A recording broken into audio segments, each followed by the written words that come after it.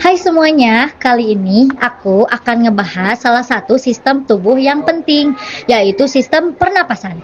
Pernapasan itu bukan cuma tentang menghirup udara loh, ada banyak hal yang terjadi, baik itu semua, mulai dari organ-organ yang bekerja keras untuk memastikan tubuh ini kita mendapatkan oksigen, hingga bagaimana kita mengeluarkan karbon dioksida dari tubuh.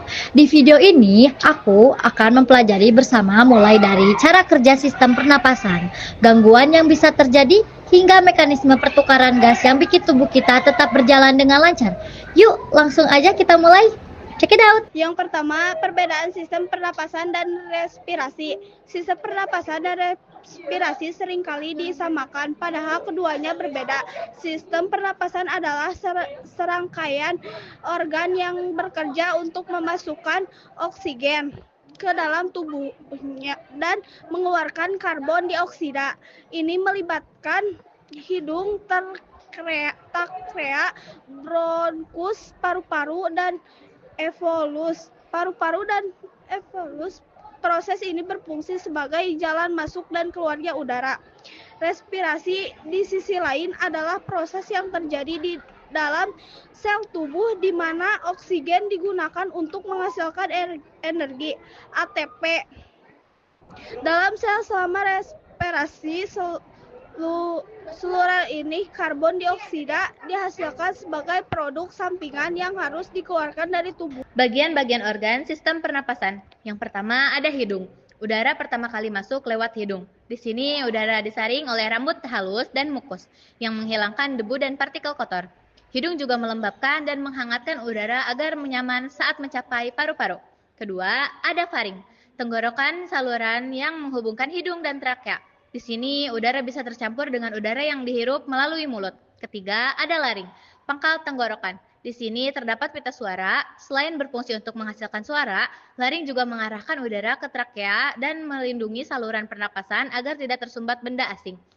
Trakea, tabung besar yang mengalirkan udara menuju bronkus. Trakea dilapisi dengan lapisan mukosa dan bulu getar silia yang membersihkan udara dari kotoran. Selanjutnya ada bronkus dan bronkiolus. Bronkus adalah saluran besar yang membawa udara ke paru-paru. Di dalam paru-paru, bronkus akan mencabang menjadi bronkiolus yang lebih kecil, yang berakhir di kantung udara yang disebut alveolus. Selanjutnya, paru-paru, organ utama tempat pertukaran gas terjadi. Paru-paru terdiri dari bagian kanan dan kiri, masing-masing memiliki dua lobus yang lebih kecil.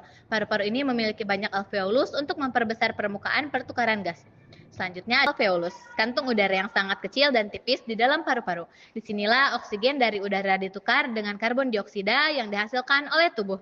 Selanjutnya, gangguan pernapasan. Sistem pernapasan bisa mengalami berbagai gangguan, diantaranya pertama, asma. Gangguan ini menyebabkan saluran pernapasan menyempit dan terhambat sehingga membuat seorang sulit bernapas, terutama saat beraktivitas atau saat terpapar alergen. Pernama, infeksi pada paru-paru yang menyebabkan peredagan kemampuan paru-paru untuk mengambil oksigen, menyebabkan gejala seperti demam, batuk, dan sesak napas. Tuberkulosis TBC, penyakit yang disebabkan oleh infeksi bakteri di paru-paru yang menyebabkan batuk kronis, demam, dan penurunan berat badan. COPD, penyakit paru-paru obstruktif kronis. Gangguan ini menyebabkan menyebabkan udara menjadi penyakit dan membuat napas terasa berat. Penyebab utama COPD adalah merokok. Selanjutnya, siklus pernapasan terjadi dalam dua tahap utama, inhalasi atau tarik napas. Saat kita menarik napas, diafragma atau otot di bawah paru-paru bergerak turun, sementara otot-otot di sekitar tulang rusuk menarik dada keluar.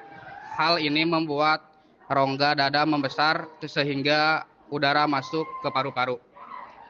Yang kedua ada ekshalasi atau buang napas. Ketika kita mengeluarkan nafas, diafragma naik kembali dan otot-otot dada rileks, membuat rongga dada mengecil. Udara yang sudah kaya karbon dioksida dikeluarkan dari paru-paru keluar tubuh. Selanjutnya, jenis-jenis pernapasan, ada 2 jenis pernapasan utama. Pernapasan 1, pernapasan dada. Ini adalah jenis pernapasan yang melibatkan gerakan dada ketika kita bernapas dengan cepat atau saat berolahraga. Dada kita akan mengembang dan mengecil seiring menggerakkan udara. Biasanya pernapasan ini lebih cepat dan dangkal. Ada pernapasan perut, diafragma, dada. Jenis pernapasan ini kita mengandalkan diafragma yang bergerak naik turun untuk mengambil udara dalam jenis lebih besar. Ini adalah pernapasan yang lebih dalam, sering kali lebih lambat dan lebih efisien dalam mengisi paru-paru. Selanjutnya, mekanisme pernapasan dada dan perut. Pernapasan dada saat kita menarik napas, otot-otot di sekitar dada dan tulang rusuk bergerak keluar, menyebabkan rongga dada melebar dan paru-paru mengembang. Biasanya jenis pernapasan ini terjadi saat kita berolahraga atau saat kita merasa cemas. Pernapasan perut, diafragma. Pada jenis pernapasan ini kita menggerakkan diafragma, otot besar di bawah paru-paru, turun saat menarik napas yang menyebabkan perut kita membesar. Ini adalah cara bernapas yang lebih dalam dan lebih efektif dalam membawa udara ke bagian bawah paru-paru.